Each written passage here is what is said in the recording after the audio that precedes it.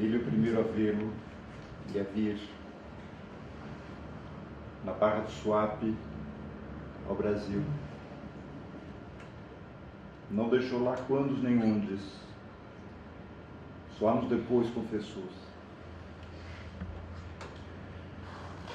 En esa referencia a Vicente Yáñez Pinzón, no un héroe como Colón, sino un cuasi fantasma, un espectro, João Cabral de Melo Neto inserta la duplicidad de ver, vir, ver y venir al Brasil. La esquiva imagen del poeta nos demuestra que por el 1500 Europa, que no pasaba en ese entonces de una península en un inmenso mundo ancestral asiático, se constituye como espacio privilegiado y desencadena una serie de luchas entre imperios nacionales que solo cedería muy recientemente con el colapso del Estado soviético. Uno de los pilares de esa constitución de un espacio euroatlántico común es precisamente el conflicto entre religión y Estado. Un conflicto ignorado en Asia, pero central desde las guerras de independencia aquí en América Latina. Es digno de nota destacar que nunca hubo, sin embargo, un plan común para el control europeo del mundo. Más allá de los globos y de los atlas, las potencias coloniales carecían de coordinación compartida y sin contar algunos gestos universales de la Santa Sede, el más relevante de los cuales para nosotros es obviamente la línea de Tordesillas, que confrontaba la América hispánica con la portuguesa, solo se disponía de una serie de proyecciones nacionales en lo global, es decir, teníamos una historia universal de España, una historia universal de Portugal, una historia universal de Francia, una historia universal de Holanda, una historia... Por otra parte, sin necesariamente acatar un plan maestro de la Iglesia, jesuitas, franciscanos y dominicos, amén de numerosos otros agentes de la fe, trabajaban cada uno en lo suyo, cada uno en su respectivo imperio universal neoapostólico, sin interferir con los demás en la conversión del gentío. Por eso todas las historias imperiales de la difusión de la salvación en la tierra fueron escritas en pleno fervor de las acciones y de sus reflejos en las conmemoraciones nacionales y eclesiales. Y como decimos que nunca existió el actor Europa, sino que hubo siempre y de manera excluyente imperialismos nacionales en mutua competencia, tanto de los países colonizadores como de las redes de órdenes misioneras rivales, un filósofo como Peter Sloterdijk diagnostica que la extendida crítica al eurocentrismo como hecho unificado aborda simplemente el vacío, porque la gente objeto de esa crítica es una mera ficción postcolonial. Y en efecto, Europa solo existe como sujeto de autocrítica y como objeto de crítica extraña a sí, y en ese sentido, la Unión Europea solo se vuelve posible cuando todas las naciones miembros entran definitivamente en situación postimperial. Ahora bien, una de las primeras figuraciones en que se viene y ve al Brasil venir ocurre precisamente en ese contexto de disputa interimperial. Rota la paz fugaz de Felipe III, se reabren con su sucesor las hostilidades, empezando por Holanda. Mucho tiempo después, al analizar en plena guerra civil del siglo XX el papel que le cupo al conde duque de Olivares en esas luchas entre imperios, el doctor Gregorio de Marañón legitima el determinismo biopolítico cuando lo caracteriza al conde duque de Olivares como un dictador que es esclavo de gestos heroicos con los que infunde entusiasmo a la multitud en nombre de ideales y de mitos gloriosos, muy tónicos para el pueblo, pero a los que el biosociólogo condena como manifestaciones de un irracional Quijote aventurero, es decir, un mero populista. Son tales gestos para la masa, decía Marañón, como el alcohol para el individuo, que alegra, reconforta e ilumina el porvenir, pero que a la larga acaba con el equilibrio del espíritu y con la salud material. De esto iba a adolecer y en tremenda medida la aventura guerrera que emprendía el valido y que duraría casi sin interrupción y con complicaciones cada vez más sangrientas hasta el derrumbamiento de la dinastía de Austria. El carácter quijotesco de esta guerra es conocido.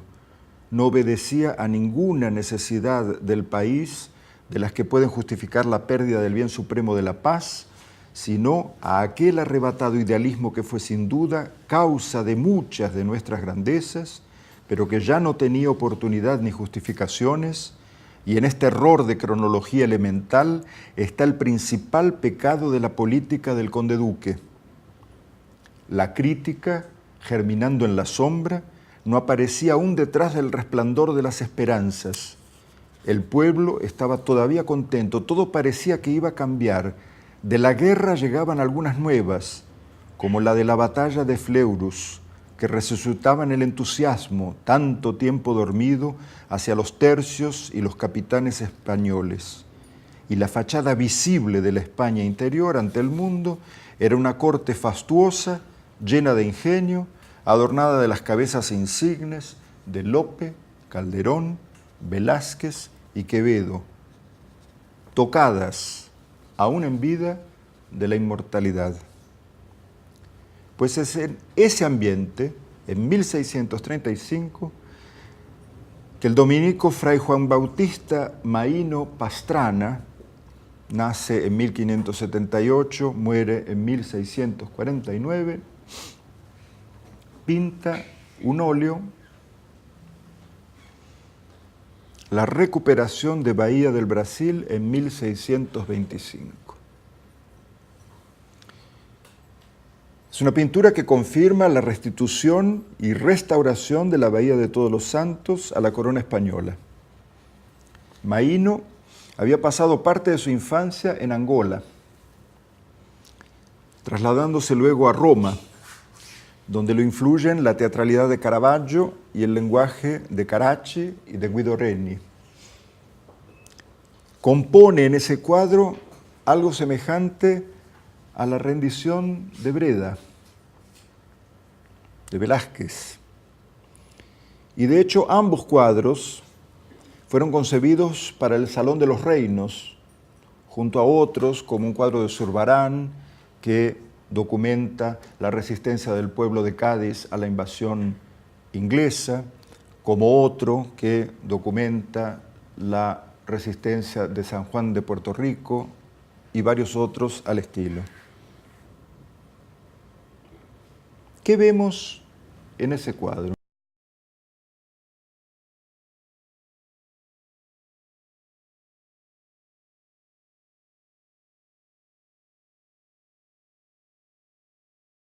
Los populares son hombres, mujeres, niños, en actitudes caritativas. Algunos están cuidando a un herido. Son actitudes ciertamente respetuosas. También a la izquierda, pero en la parte superior, podemos ver el mar de Bahía, la costa, los barcos que han garantizado la reconquista ibérica. Pero tal vez lo más interesante esté en el costado derecho de la tela. Ahí Maíno dispone a Fradique Álvarez de Toledo y Osorio, marqués de Villanueva de la Valduesa, sosteniendo un pesado tapiz donde se muestra al mandante del cuadro, que no es otro que el conde duque de Olivares, que está coronando al rey junto con Minerva, mientras el poder imperial pisa los cadáveres de la herejía, la ira y el engaño, enemigos tradicionales de la corona española. Más aún, la figura pisoteada por Felipe tiene una cabeza rizada, muy semejante a la cabeza de Medusa, alegoría de la historia, en una inocultable cita de su amado Caravaggio. Y remata la escena una faja donde leemos Sed destera tua, que es una referencia al Salmo 44, verso 3, que dice: pues no por su espada tomaron posesión de la tierra, ni su brazo lo salvó, sino tu diestra y tu brazo y la luz de tu presencia, porque te complaciste en ellos. No era la primera vez que Maíno usaba ese procedimiento. Maíno había recurrido a él también en otra tela, en Milagro de Santo Domingo de Soriano, donde una figura femenina también sostiene una imagen del fraile penitente, reduplicando lo que el mismo cuadro exhibe. Pero tan importante como lo que vemos es lo que no vemos. El tapiz en el cuadro de Maíno, en el cuadro baiano de Maíno, el tapiz esconde la vista de la ciudad. No se ve Salvador, está oculta, está detrás del tapiz que alegoriza el poder. El cuadro solo nos permite ver Itaparica y Brotas, o sea que el pueblo afincado en Salvador surge obliterado.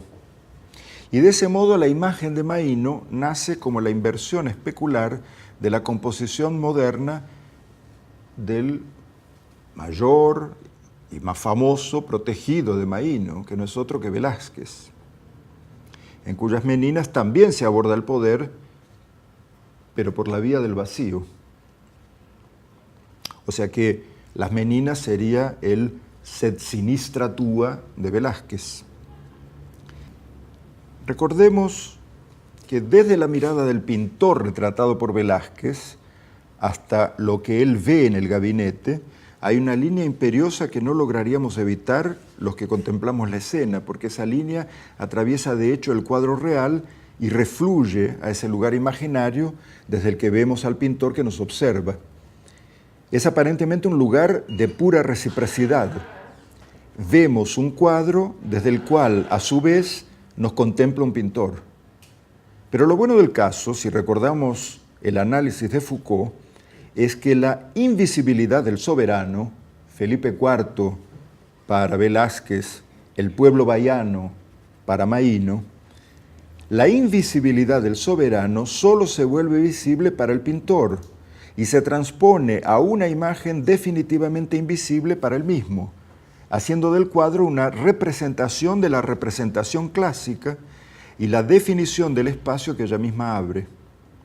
En el caso de las meninas, se trata de representar todos los elementos visibles, pero en esa dispersión que recoge y despliega en conjunto, se señala imperiosamente un vacío esencial, la desaparición necesaria de aquello que la fundamenta. Es decir, el soberano, la soberanía, ha sido suprimido y al quedar libre de esa relación que la encadenaba, la representación se entrega sin más como pura representación.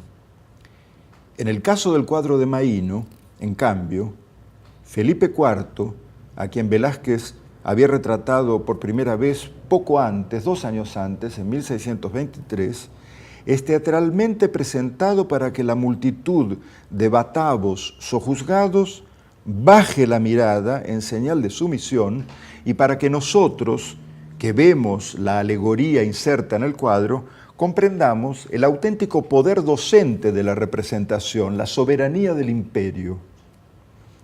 No es menor señalar que Felipe IV estudió pintura con Maíno, con lo cual retratista y retratado se vuelven intercambiables. Uno aprende con el otro el poder de representar. Y de hecho, la de Maíno es una representación pionera del retrato miniaturizado de Felipe IV, donde se sostiene que sin alegoría no hay Dios y sin Dios no hay imperio. Una figura digna, la de Don Fradique, señala en efecto la escena representada en el tapiz para ilustración de los vencidos, activando así la función del ejemplo político-moral.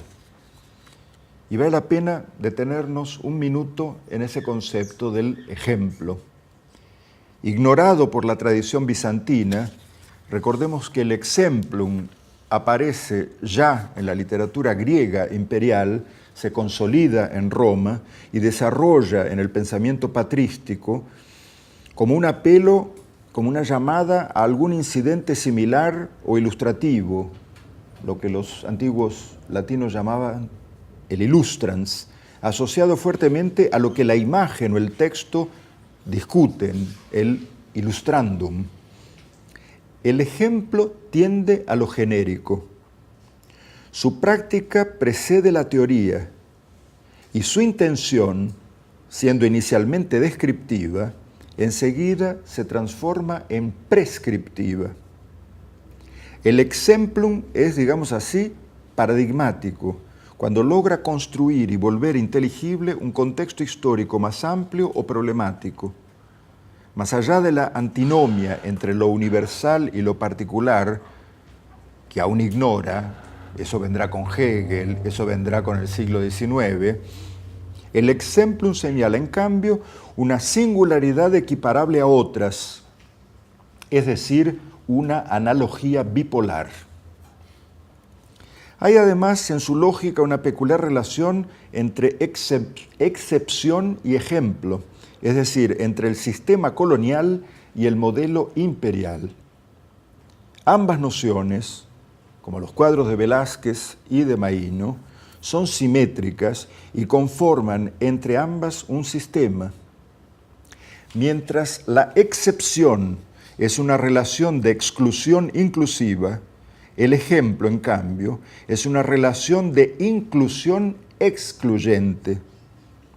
Un ejemplo como el que se señala en el tapiz de Maíno, en el que el conde duque consagra a Felipe IV con el beneplácito de Minerva, es algo extraño a los intercambios normales, no porque sea diferente, sino al contrario, porque perteneciendo a la norma del régimen colonial, así y todo, logra mostrar esa pertenencia y por eso mismo sirve como modelo de sujeción y avasallamiento.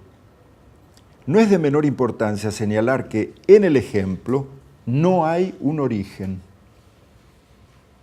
Cualquier fenómeno puede ser el origen. Y para la España filipina, ese es de hecho el origen del Brasil. Así como para el Brasil romántico, lo será la escena de la primera misa que hace del incipiente país la tierra de la Santa Cruz.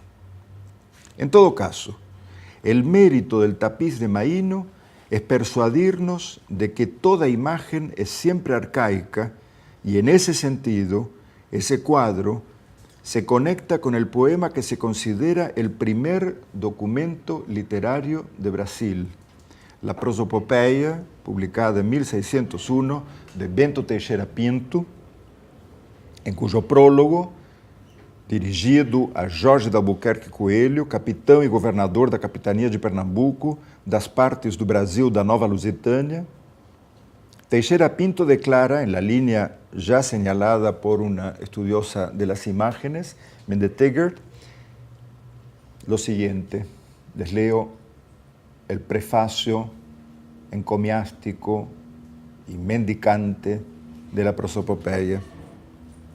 Se é verdade o que diz Horácio, que poetas e pintores estão no mesmo predicamento e estes, para pintarem perfeitamente uma imagem, primeiro na lisa tábua fazem rascunho, para depois irem pintando os membros dela extensamente, até realçarem as tintas, e ela ficar na fineza da sua perfeição.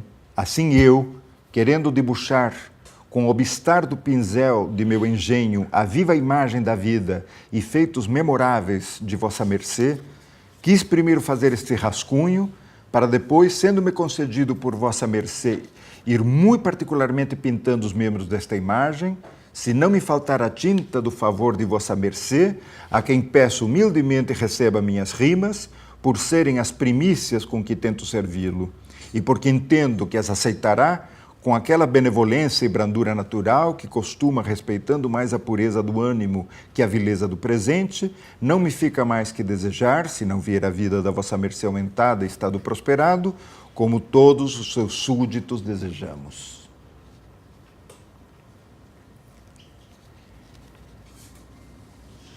En una comedia, El Laurel de Apolo, Lope de Vega elogia a Juan Bautista Maíno, a quien el arte debe aquella acción que las figuras mueve. Por acción, Lope de Vega entendía la pose. Y en efecto, la tela de Maíno, tal como el poema de Bento Teixeira Pinto, es una prosopopeya o conformatio, dirían los antiguos retóricos, una atribución de vida por espelho, por traslado, dice el poema de Bento Teixeira, que guarda estrecha relación con la autobiografía, como ya sabemos desde Paul de Man.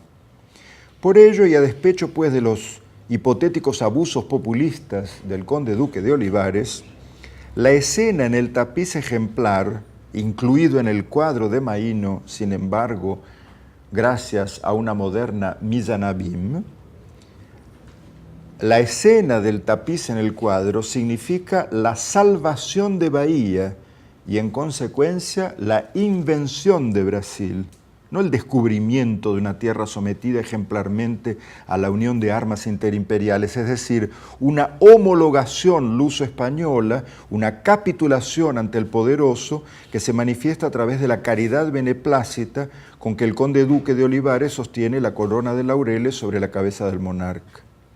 Y del mismo modo, la subordinación de Bento Teixeira Pinto al gobernador de Pernambuco funda una tradición que en años recientes Paulo Leminski o Silviano Santiago problematizarían con sus ficciones. En ambos casos, la caridad, aun siendo incapaz de establecer una esfera pública propia, es adecuada al principio cristiano de la no mundanidad y se adapta pues a aplicarse a personas sin mundo, los colonizados, quienes en función del carácter no público y no político de la comunidad cristiana son concebidos como hermanos de una misma familia. Ese concepto de la caridad pondría en evidencia el triunfo de un Brasil restituido, el título de otra comedia de Lope de Vega, contemporánea del cuadro, 1625, y que forma un trío con Arauco Domado y El Nuevo Mundo descubierto por Cristóbal Colón, otras dos comedias de Lope, para decir una trilogía americana de Lope de Vega, en la que Maíno en última instancia se basó para la tela. Maíno nunca vino a Bahía. Tanto en una como en los otros predomina un paradigma del poder típico de la teología política barroca, escandido en tres tiempos: traición, pérdida, restitución. Un paradigma que no desdeña el uso de figuras alegóricas, como la figura de Brasil, que es representado en la pieza de Lope de Vega por un sujeto no soberano, una mujer indígena que porta una rueda de plumas y una flecha dorada, a la que hay que agregar a la religión, trajeada como una dama española, la herejía y la monarquía de España.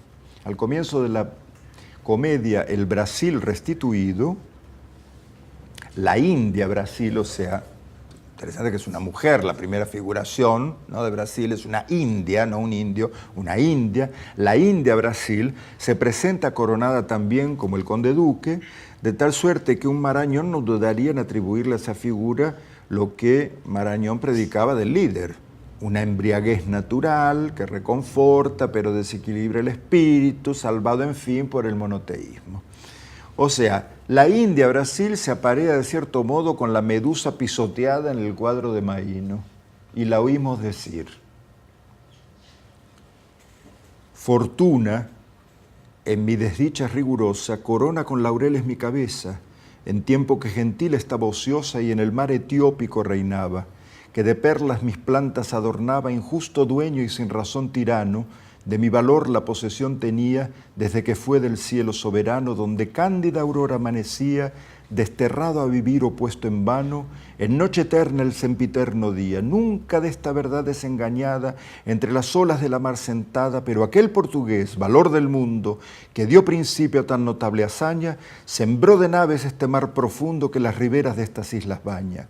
A Carlos V, el Hércules II, que las columnas excedió de España, imitador valiente que ponía las de sus armas donde acaba el día, 6 portugueses conquistaron fuertes mi tierra y mar, con otras que ganaron después, que con Castilla echaron suertes y mis famosos indios sujetaron, porque jamás el hijo de Laertes y los que su valor acompañaron, cuando de Troya mísera volvieron, tantos peligros y naufragios vieron. Entonces recibí la fe de Cristo y supe que era Dios único y solo, con el tirano antiguo.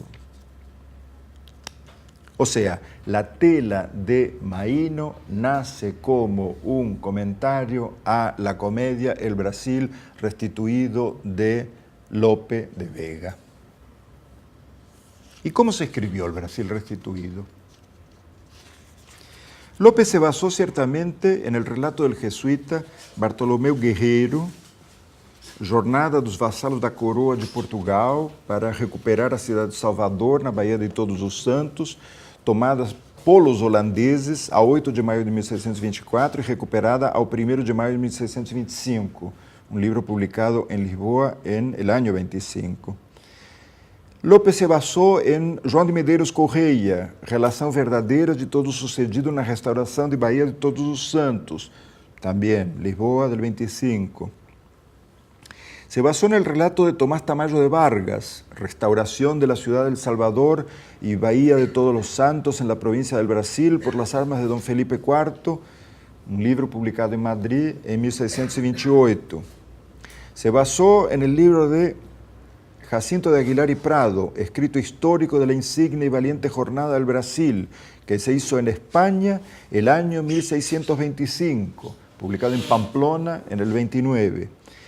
Y se basó fundamentalmente en el testimonio de Juan de Valencia y Guzmán, compendio historial de la Jornada del Brasil, incluida en una colección de documentos inéditos para la historia de España, publicado en Madrid en 1870, recién. Este es el texto más relevante porque Valencia y Guzmán fue testigo presencial de la lucha, del mismo modo que el testigo brasileño, Frei Vicente Salvador, fuente histórica igualmente considerable para la obra de Lope. Lope leyó a Frei Vicente Salvador. En su historia de Brasil, Frei Vicente Salvador refiere que la expedición multinacional que derrota a los holandeses en Bahía, recordemos que había tripulación y armamentos vascos y napolitanos, no eran solo españoles. La expedición salió de Cabo Verde en febrero de 1625 y dice Frei Vicente, en dia de entrudo, o sea, de carnaval, en dia de entrudo, para esta bahia, a qual chegaram em 29 de março, véspera da Páscoa, a salvamento. Somente se perdeu a nau Caridade, de que era capitão Lanzarote de Franca, nos Recifes da Paraíba, mas acudiu-lhe logo seu tio Afonso de Franca, que era capitão-mor da Paraíba, com barcos e marinheiros e 4 caravelões, que mandou o governador de Pernambuco, esse mesmo Jorge de Albuquerque, a quem le pide la limosna Ben Teixeira Pinto, com que salvaram não só a gente toda, exceto 2 homens, que aceleradamente se haviam lançado ao mar, mas depois o casco da nau. O sea que Brasil nace como lo no definitivo, porque como quería Ben Teixeira Pinto, la imagen es siempre un rascuño, un esbozo. A Brasil se lo inventa en plena fiesta, en el carnaval, y se redime en la Pascua. Empieza allí una ficción.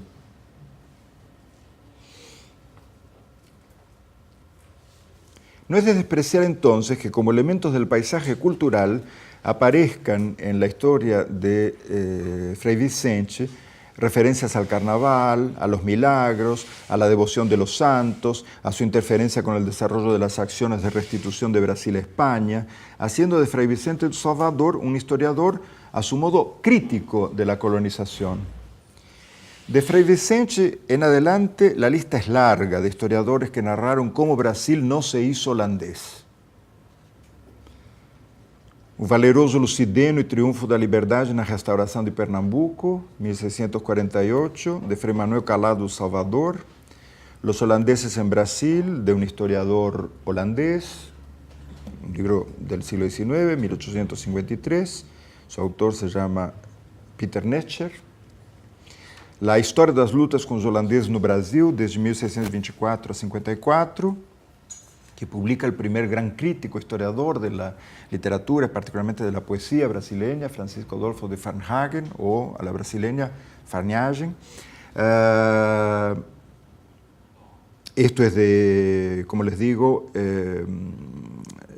mitad del siglo XIX. O dominio colonial holandés no Brasil, de 1938, de Wuyten, otro historiador holandés. Civilização holandesa no Brasil, 1940, de José Honório Rodrigues, íntimo amigo de João Cabral, o sea, el gran libro de João Cabral sobre los archivos de Indias, los archivos de Sevilla, donde él recoge muchísima documentación referida a Brasil a lo largo de todo el periodo colonial, trae prefacios de José Honório Rodrigues, y si vamos a los textos de José Honório Rodrigues sobre la invención de la historia, diríamos que se enriquece mucho de las reflexiones poéticas de João Cabral de Melo Neto. Podríamos agregar el libro Tempo dos Flamengos, Influência da Ocupação Holandesa na Vida e na Cultura do Norte do Brasil, de 1947, de José Antônio Gonçalves de Melo Neto, prefaciado por Gilberto Freire, hasta llegar más cerca en el tiempo, a Calabar, Elogio da Traição, 1973, de Chico Buarque de Holanda y Rui Guerra. Una de las marcas importantes de ese Brasil restituido por Lope al imaginario occidental y consagrado por Maíno, por la vía del entrudo, es entonces la cuestión de la antropofagia. Planteada ya en la segunda jornada de la comedia de Lope por el gracioso Machado, suerte de proto-malandrín nacional, como reacción a la invasión holandesa, es decir, connotada en efecto de nacionalismo anticolonial, dice el texto de Lope de Vega. A los indios del Brasil llamaron antropófagos, que entre estos montes y lagos vivieron vida gentil y enseñados a comer carne humana, la ocasión de este holandés escuadrón los ha dado bien que hacer. Allí los he visto asar, allí, en jigote deshechos, pechos sepultar en pechos.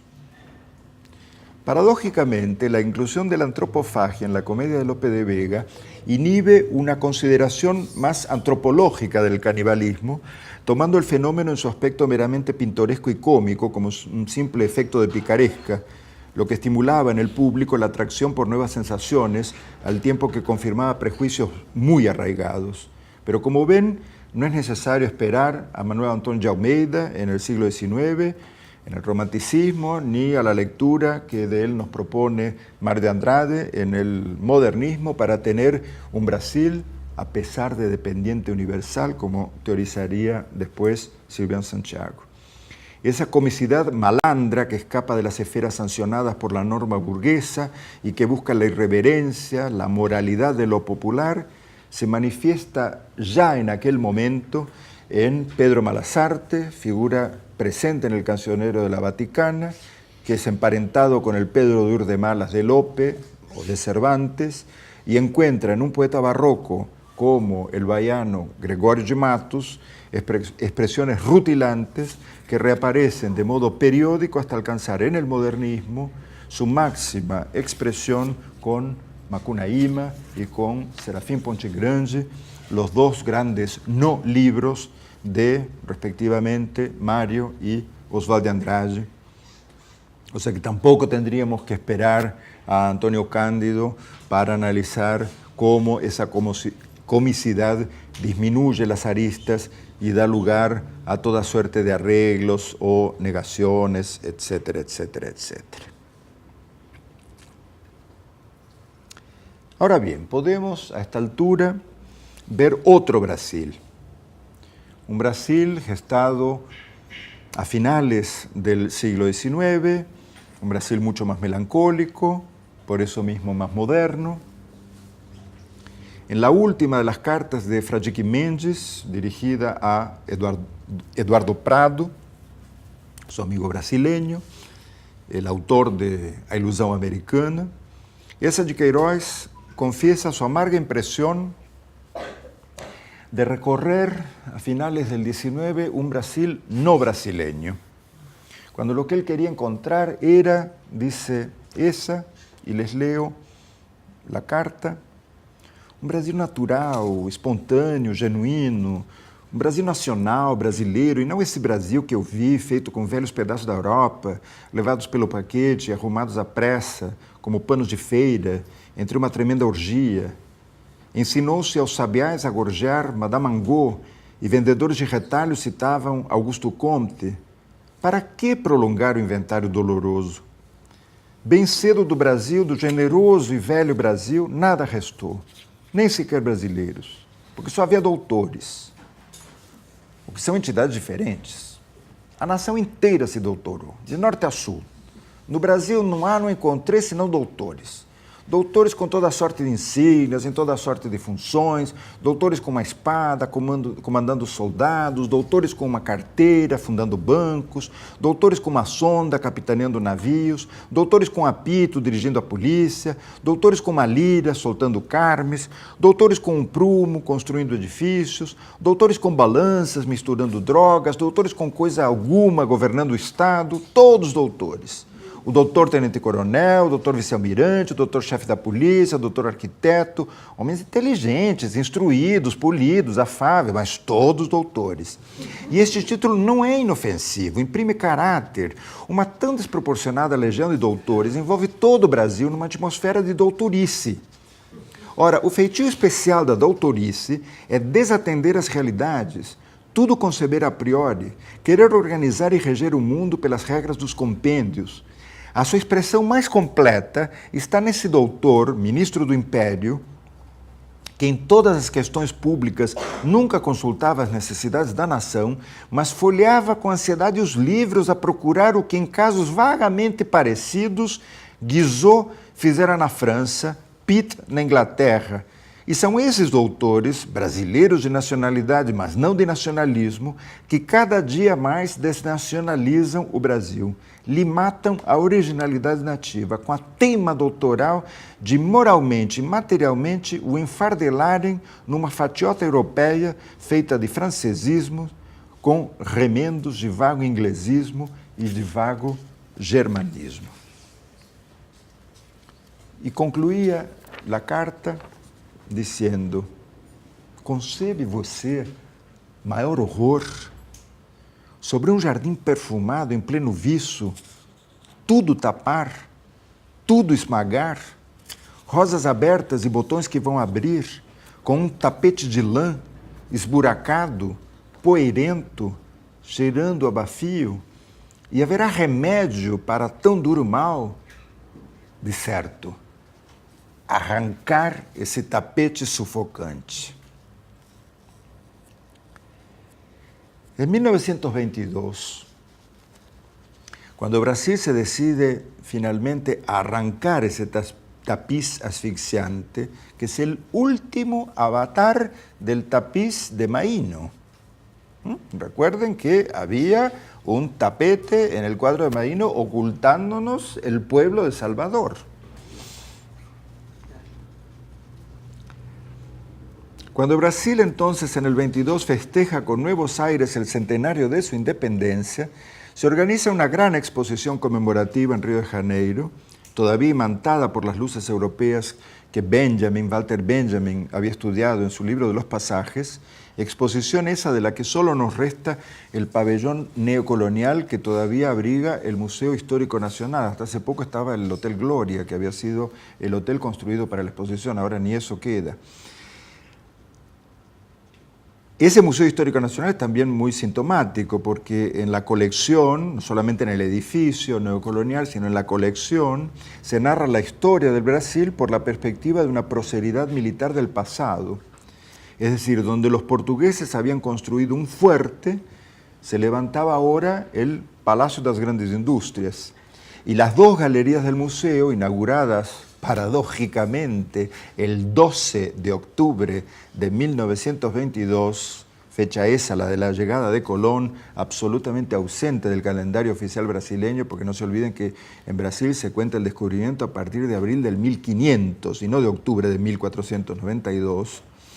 Hubo además, en 1922, otro nacimiento, el que protagonizaron los modernistas en San Pablo, reunidos en el Teatro Municipal en febrero, que para la historia literaria autonomista y funcionalista opera como un marco cero de lo nacional. Ahí empieza el Brasil moderno, la semana. Pero en noviembre de 1896, una república diseñada por Eliseu Visconti traducía en lenguaje Art Nouveau el programa de la Revue du Brésil, así en francés, y en subtítulo Ciencia, Industria, Arte y Comercio, conformando un grueso cartapacio con que se cubrían los pechos desnudos de la alegórica figura, como pasamos de la India a Brasil a esta vestal de la Revue du Brésil. Poco después, por iniciativa de Monteiro Lobato, que era completamente contrario a la Semana de Arte Moderno, la Revista do Brasil, es así en portugués,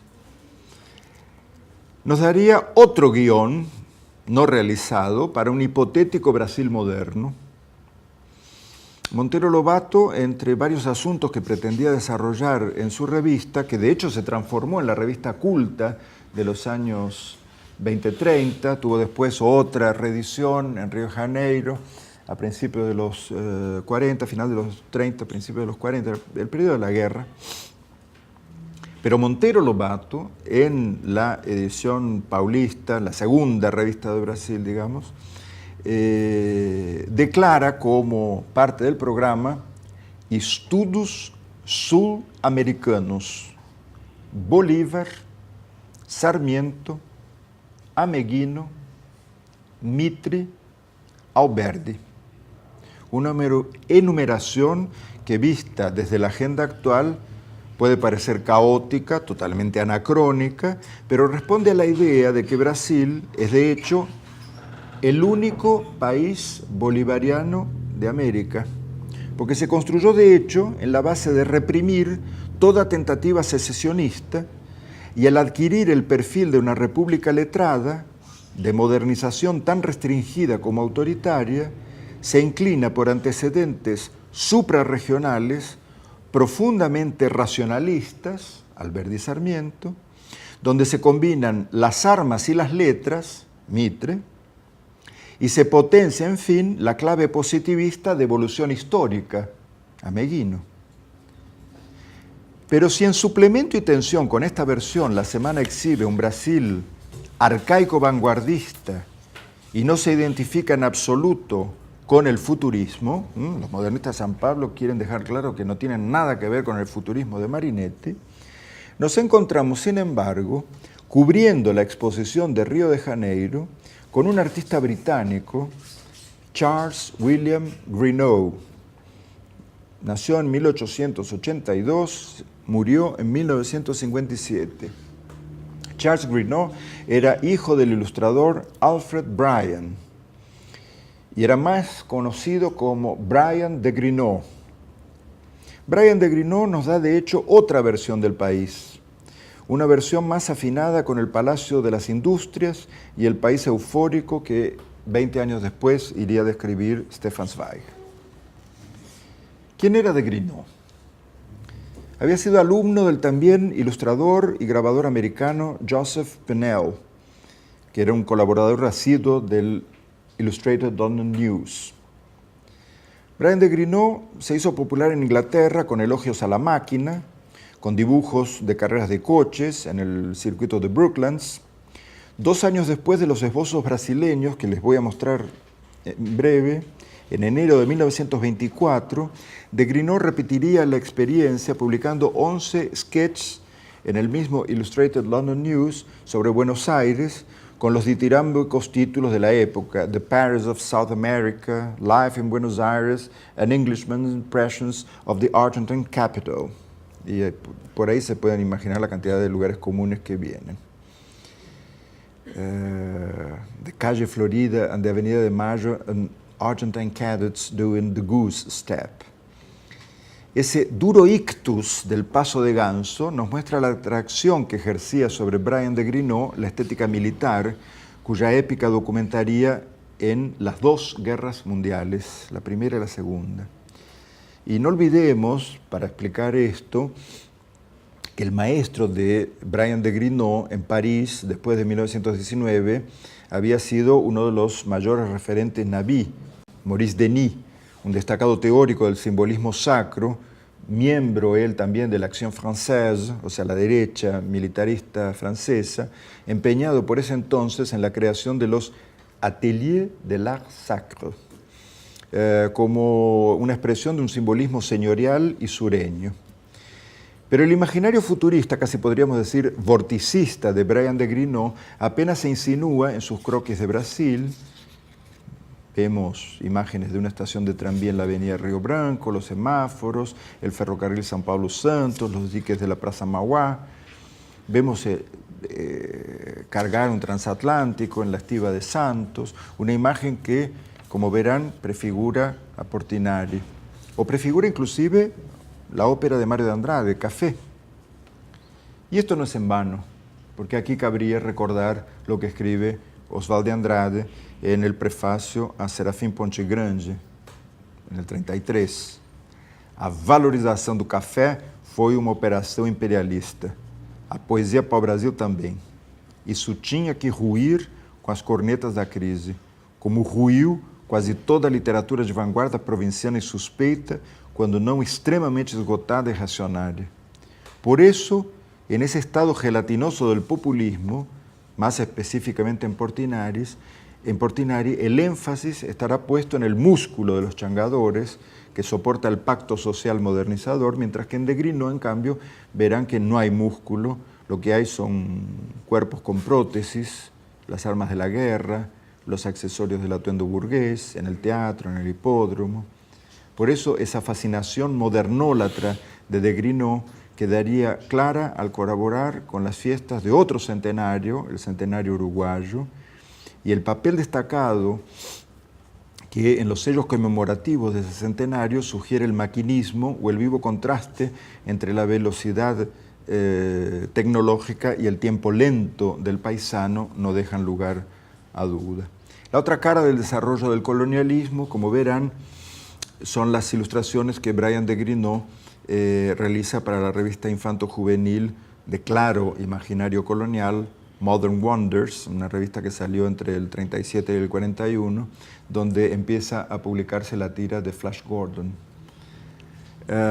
Ahí vamos a encontrar, entre otras tapas memorables, La magia del hombre blanco en la jungla, una tapa del 38, principio de la guerra, que enlaza el Brasil del 22 de Bryan de Greenough con la deriva bélica colonial. Es en ese momento que de Greenough hace una individual de escenas caribeñas en la Galería Walkers de Londres, o sea que una vez más, como en la época de Maíno, guerra y colonias aparecen nuevamente asociadas.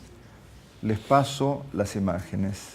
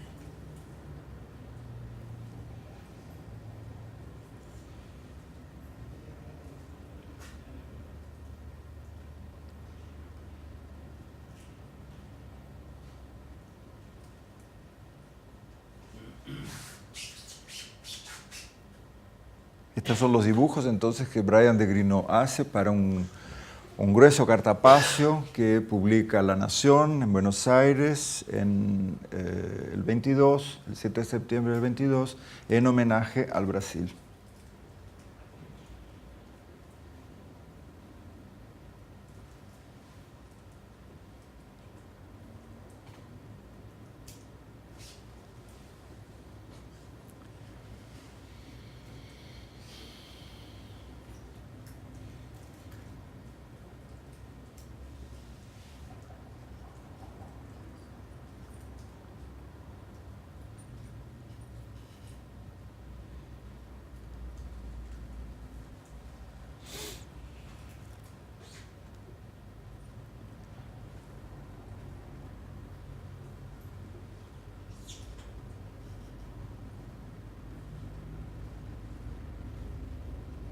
Vean la necesidad de también borrar, como de hecho estaba ocurriendo en el país, las marcas de colonización portuguesa y cuando quedan exotizadas, vinculadas a la religión, ¿no? Como en la fundación. Porque aquí lo que interesa son las prótesis, ¿no? Los sombreros de las damas, la indumentaria masculina, en las idas al hipódromo, a la bolsa o lo que sea.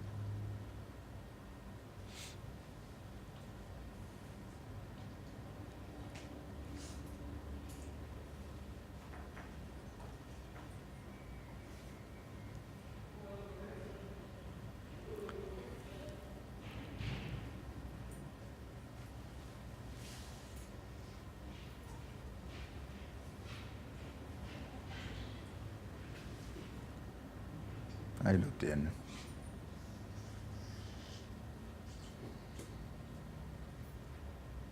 Está ahí Portinari ya.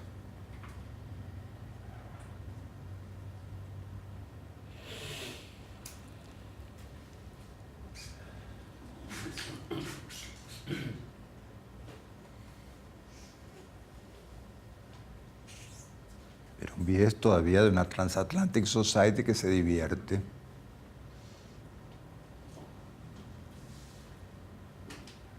No ha llegado Getúlio todavía.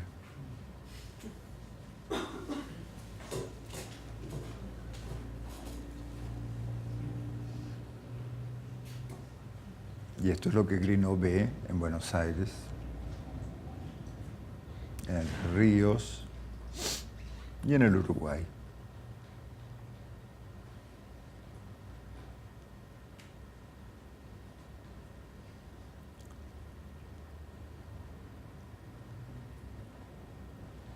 Guerra, guerra y más guerra. Una composición abstracta digna de los murales del Ministerio o de Brasilia.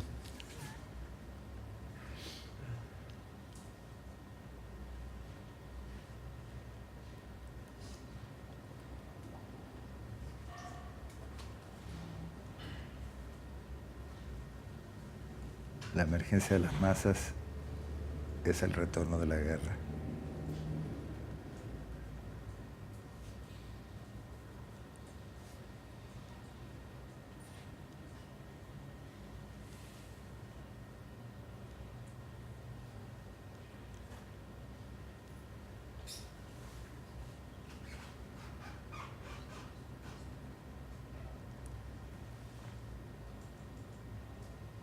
el posguerra y el retorno de la diversión.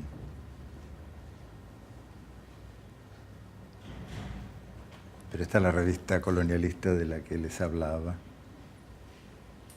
Vean esta imagen.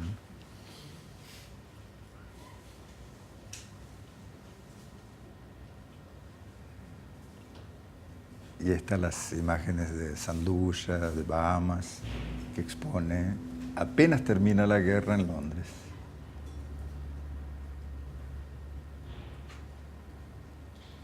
Lo que ocultaba el tapiz de Maíno.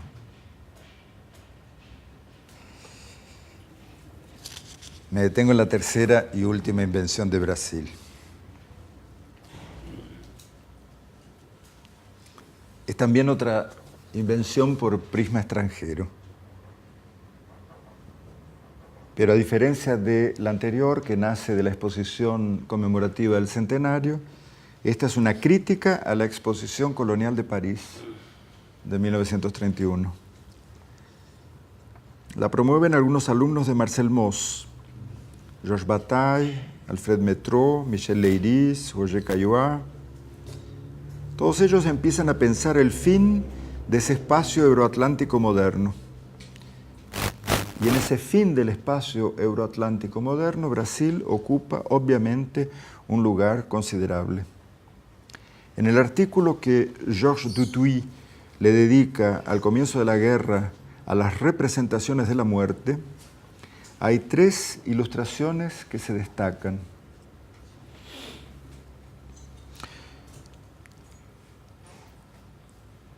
Son los grabados de Théodore de Bry para la tercera parte de su colección de viajes sobre América y una fotografía de una cabeza reducida por los Mundurucá que estaba conservada en el Museo Trocadero. Las cabezas reducidas, tanto como los grabados de Théodore de Bry, nos remiten, sobre todo los grabados, porque fueron concebidos como ilustración para eso, nos remiten al relato de Hans Staden sobre la captura por los Tupinambás y muestran la ejecución, muerte y consumo de la víctima por los amerindios.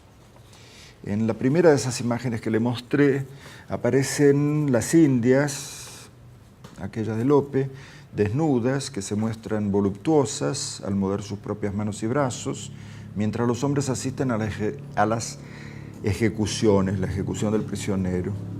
En otra de las imágenes, completando el desmembramiento de la víctima, el consumo de las partes reúne a la comunidad.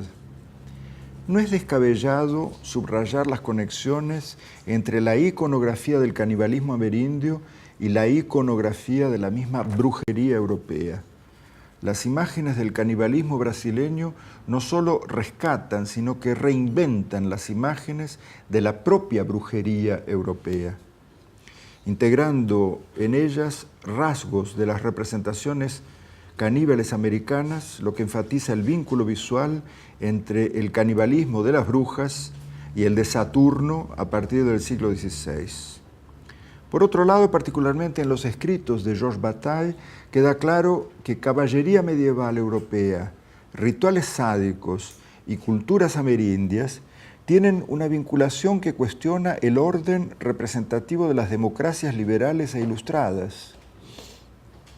Sabemos que desde el 28 Bataille argumentaba que la vida de los pueblos civilizados de la América precolombina no solo era prodigiosa por el hecho ambivalente y casi simultáneo de su descubrimiento e instantánea desaparición, sino también porque nunca antes la locura humana había logrado concebir una excentricidad más sanguinaria, hecha de repastos caníbales sacerdotales, ceremonias con cadáveres y ríos de sangre, que más que una aventura histórica, evocaban los deslumbrantes excesos revolucionarios del Marqués de Sade, hipótesis que Bataille desarrollará, entre otros, en sus escritos sobre el erotismo, ceremonia que él definía como la aprobación de la vida hasta en la muerte, es decir, como un valor que se sustrae a la dialéctica vital hegeliana y se presenta como la emergencia bipolar de lo singular irreductible, lo singular plural.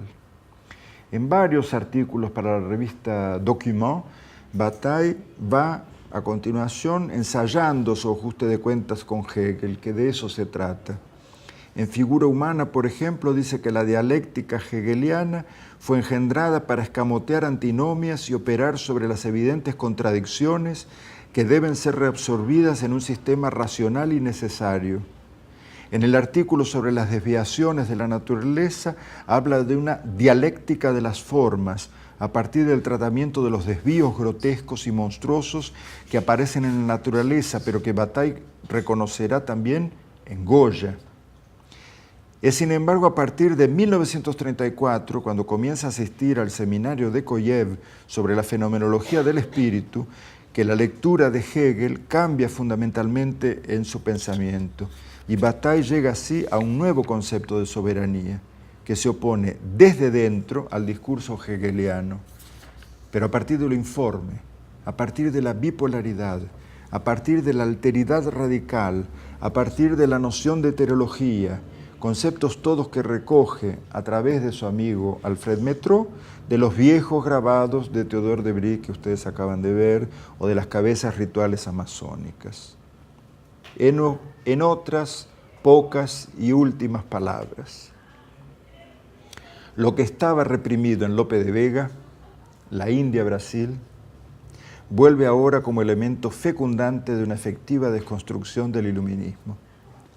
Surge así el diseño, que no es más designio de los astros, sino escritura del desastre, como autodiseño, en el sentido que le atribuye Boris Groys, es decir, prosopopeya. Y así diríamos que ya no viene el Brasil, sino los Brasiles, una construcción compleja, compósita, a la que nunca se acaba de llegar. Y no se trata tan solo de que Brasil no queda lejos, como diría Flora Sequin, sino tal vez, como previó Drummond de Andrade, de que nenhum Brasil existe. Gracias.